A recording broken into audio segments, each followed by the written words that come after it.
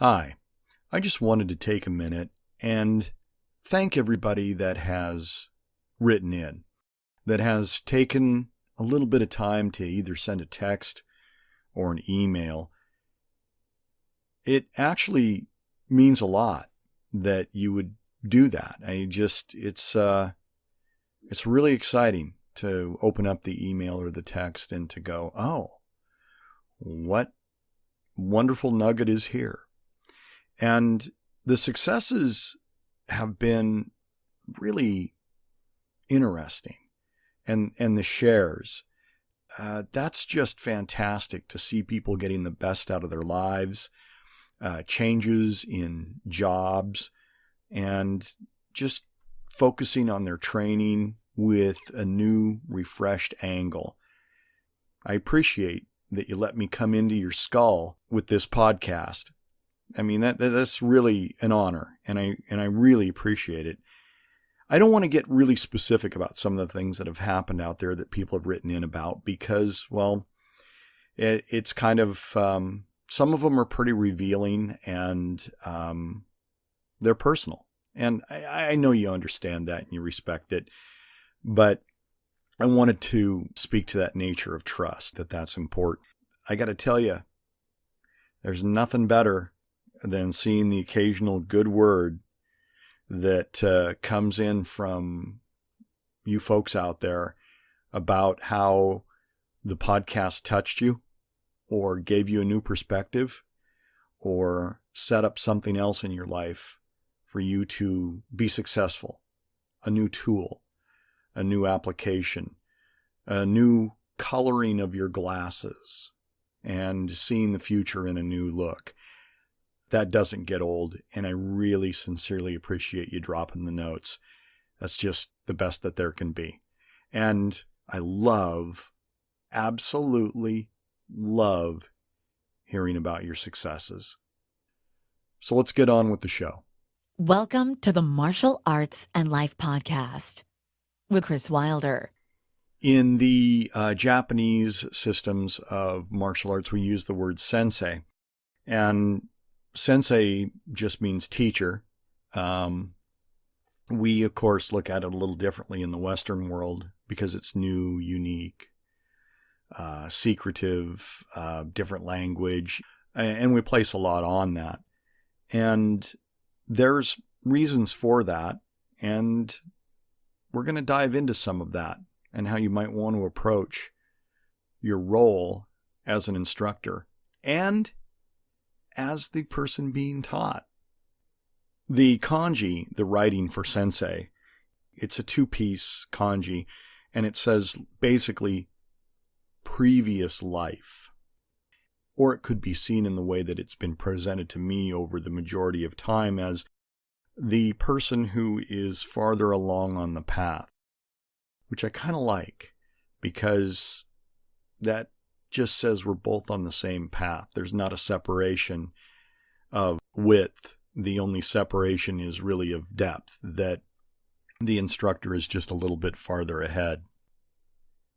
But what if you approached this with thinking of your teacher as not a teacher or an instructor, but a mentor? The next question becomes, do they deserve your time and effort and sweat? Like I said, from our perspective, the word sensei is a special word. It has this different context. It has a different connotation. It is special and powerful. And I dare say that it is as if you said the word priest.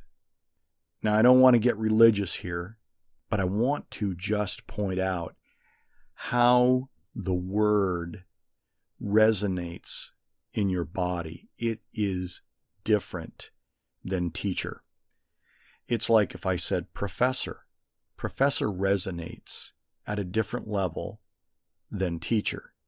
Yet both a teacher and a professor are engaged in education. So you can see how a word, especially a title, can have a power to it. And that power is a separation. I think it's a good thing. But I think that there are moments and opportunities where there is a reach through the levels, and not in an authoritative, subordinate manner, but in that compatriot sort of fashion. Rare, but appropriate. When it comes to the words sensei, I hearken back to I think it was the movie Napoleon Dynamite, when the guy says, standing there in the red and white gi pants, bow to your sensei. Well, that's forced. And that's why we find it funny, is because the person that's in the place of authority should have earned it, and it should be an honorable position where what he's doing is he's demanding it. And that's a little bit of a different flavor. And in the movie Napoleon Dynamite, turned into comedic effect. But what if you did look at that position of being an instructor as being a mentor? I mean, why not just become a colleague or a partner? Well, no, that doesn't really work. That's like a parent saying, I want to be my child's best friend. No, they have many best friends. They only have one parent in this particular dynamic. So you better go ahead and be the parent. Now, there's lots of different roles within being a teacher and a mentor. You could break it down into a Venn diagram, because really none of them are mutually exclusive. And it would be this Venn diagram, which I've made available on the website. If you care to go to Stickman Publications and go into the podcast section and look this podcast up, you can get that graph if you'd like to look at it. But we're going to take the 8 sections here and break them down rather swiftly. The first one is coaching. Coaching is about training and instruction. It's teaching for the agenda to win the game, to win at the tournament. It is the agenda for the season, or for the class, for the session, or for the year. Then there's direction, and direction is about the course.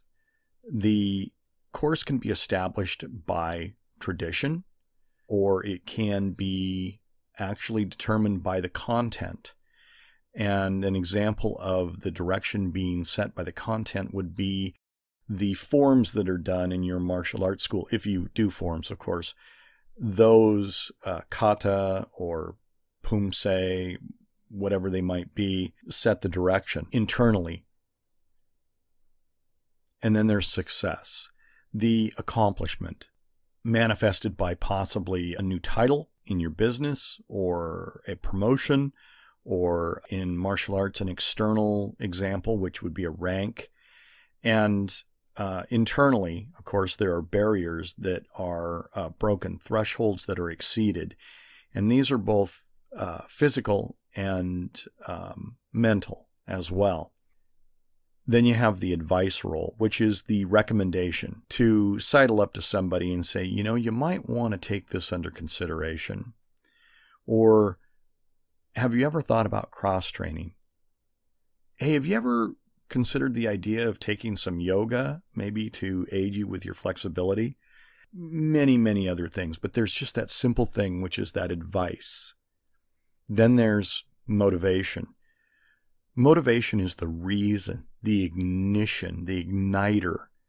And in martial arts, it's almost always 2 things.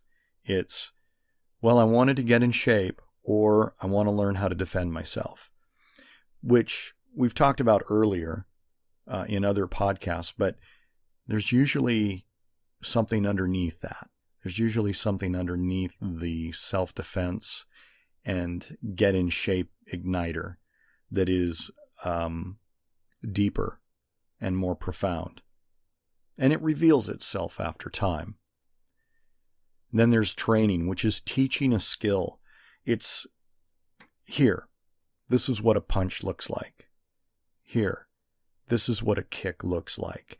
It's just training a very simple skill. You might want to think of it in the terms of basic training in the military. We're going to teach you how to operate your weapon at the basic competency, and we're going to point out those people that excel, but everybody else, here's your basic competencies that's going to avoid you from getting killed by the enemy. Then there's the goal, which is the aim or the target. Now, in martial arts, it without exception is the next rank, and ultimately the black belt or the black sash, whatever that might be. But the thing that is really the goal that's not spoken about, that lies underneath those ranks, is the better assemblage of oneself, the better sorting, the better ordering of one's behavior, thought, physical abilities, mental acuities. These are the things that are truly sought. The external goal, the external target, is a good one to have because it's always out in front of you, but ultimately it's about those other things that come under the title of the better assemblage of oneself. And then there's support, which is to bear the weight, to sometimes share the weight. What, you can't do that many push-ups? Here, I'll do them with you. I'll show you that you can. That sort of thing. To share a common goal and a commonality of experience. These are the 8 pieces that constitute this structure, this way of observing the problem. Problem. I don't think that's really a good word to use, but it just came out. Problem. I don't see these things as problems. They don't need to be solved. You could survive your life without solving any of these things. But it is a description that changes the perspective. I look forward to any comments and thoughts you might have on that, because it might be just not solving a problem, but growth, betterment, self-actualization, to quote Maslow. I look forward to what you have to say on that. But I think the idea of mentorship should rise in the mind of the teacher and the student alike. Mentorship is a deeper relationship. It's ones that I don't think that a student should walk up to an instructor and declare that you are going to be my mentor, because it doesn't work that way. Or a teacher to say, I'm now going to be your mentor. It's more subtle than that, because it's a give and a take. It's not a declaration, although there is some sort of verbal declaration and behavioral declaration, but it's softer than that.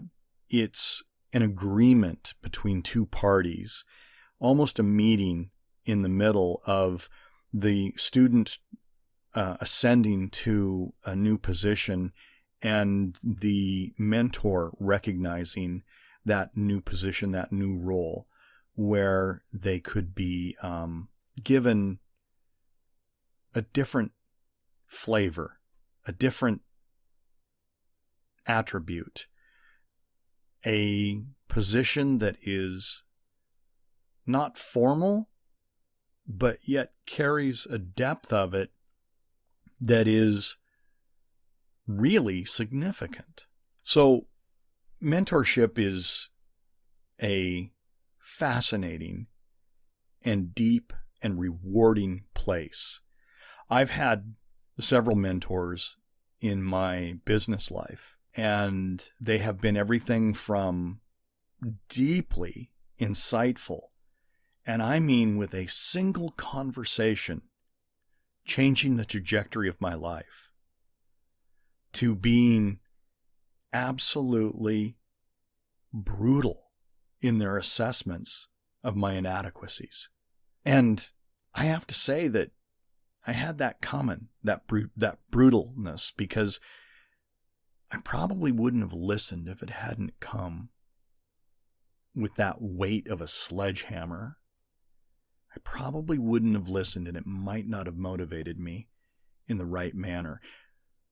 Again, speaking of these two particular men and these two particular instances where they were mentoring me, one was simple, gentle, thoughtful. The other was brutal, almost cruel,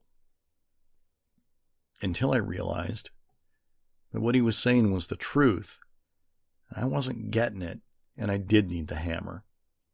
So mentorship is a delicate, dynamic, and not as structured role as one would have with a teacher.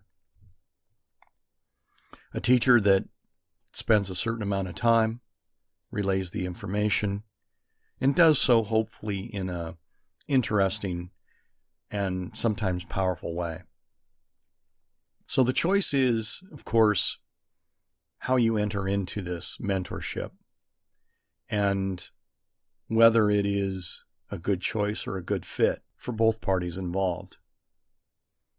But I do think that the rewards of a mentorship relationship are extraordinary, and they are deep and profound in ways that just a top-line education, a top-line teaching doesn't function in the same way. I leave that discovery up to you. I do want to make sure that in your mind, teaching and mentorship are not mutually exclusive, just like the 8 items that I listed previously. They're not mutually exclusive. It is wildly dynamic and life-changing. So engage in the role if you'd like to, but understand the weight of the challenge that you've taken on, and understand that you are actually imprinting at a far deeper level when you step into the roles of mentoree and mentor. And now it's time for We're All in This Together. As we get older, you know those situations that you have with your relative where you say, what do you want for your birthday? Because, well, they've got things, and it's hard to find out, to guess or to replace or to, it's like the necktie thing for a father on Father's Day, right? I mean, what do you do? And so it becomes kind of difficult to get a gift for an older person. And it's always nice if they engage in the dance with you. So if you said, hey, what do you want for your birthday? And they said something like, I'd like a box of 12-gauge shotgun shells. Done. Okay, I got it. I can go do that.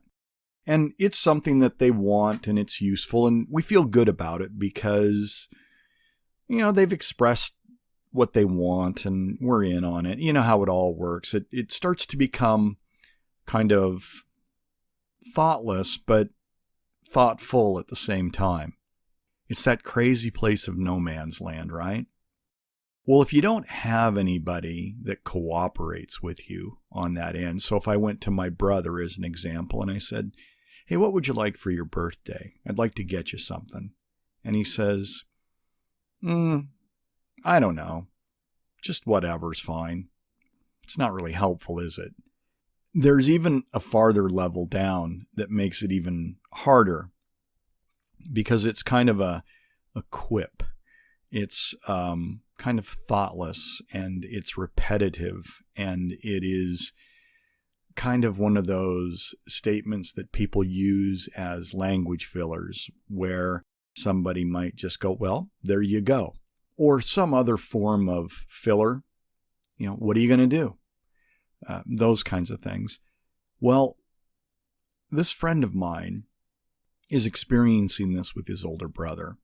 He says to his older brother, who lives, I think probably 1,500 miles away, says, "Hey, what would you like for your birthday? I'd like to get you something."